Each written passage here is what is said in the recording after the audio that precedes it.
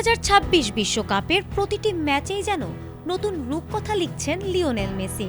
আর তার জাদুকরী ছোঁয়াতে একের পর এক জয়রথ ছুটিয়ে সেমিফাইনালে পৌঁছে গেছে ডিফেন্ডিং চ্যাম্পিয়ন আর্জেন্টিনা। ফুটবল ক্যারিয়ারের শেষ সময়ে এসেও মেসি যেভাবে পুরো দলকে এক সুতোয় বেঁধে সামনে থেকে নেতৃত্ব দিচ্ছেন তা ফুটবল ভক্তদের মন্ত্রমুগ্ধের মতো ধরে রেখেছে প্রতি ম্যাচের টেলিভিশনের পর্দায়। তবে সুইজারল্যান্ডের বিপক্ষে কোয়ার্টার ফাইনালের এই রোমাঞ্চকর ম্যাচটিতে ৩-১ ব্যবধানে জয়ের আনন্দ ছাপিয়েও মাঠের ফুটবলীয় লড়াইয়ে ঘটে গেছে বেশ কিছু নাটকীয় ও রুদ্ধশ্বাস মুহূর্ত।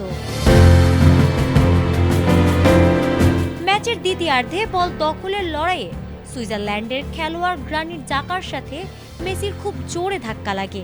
এই ধাক্কায় মেসির ডান চোখের ঠিক ওপরে কেটে যায় এবং সেখান থেকে রক্ত পড়তে শুরু করে। রক্তাক্ত মেসিকে দেখে মাঠের সতীর্থ ও গ্যালারির দর্শকদের মধ্যে এক মুহূর্তের জন্য ভয় ও আতঙ্ক ছড়িয়ে পড়ে। সঠিক প্যাড আর সঠিক তথ্য দিয়ে এসব সামলে নিব এক হয়ে। Monalisa sanitary napkin. চোখে আঘাত পাওয়ার পর মেসিকে মাঠের পাশে নিয়ে প্রাথমিক চিকিৎসা দেওয়া হয়। চিকিৎসকরা সেখানে বরফ দিয়ে তার রক্ত বন্ধ করার চেষ্টা করেন। তবে চোখের চোট বা রক্তপাত কোনো কিছুই মেসিকে দমাতে পারেনি। তিনি ব্যান্ডেজ নিয়েই আবার মাঠে নামেন এবং নির্ধারিত সময়ের পুরোটা সময় খেলেন।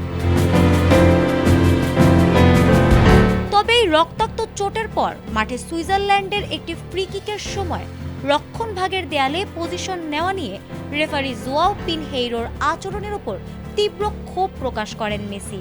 পর্তুগিজ রেফারির কথা বলার ধরন অসম্মানজনক মনে হওয়ায় মেসি সরাসরি তার কাছে গিয়ে মাঠে প্রতিবাদ জানান এবং বলেন, আমার সাথে ঠিকভাবে কথা বলুন, আমাকে অসম্মান করবেন না।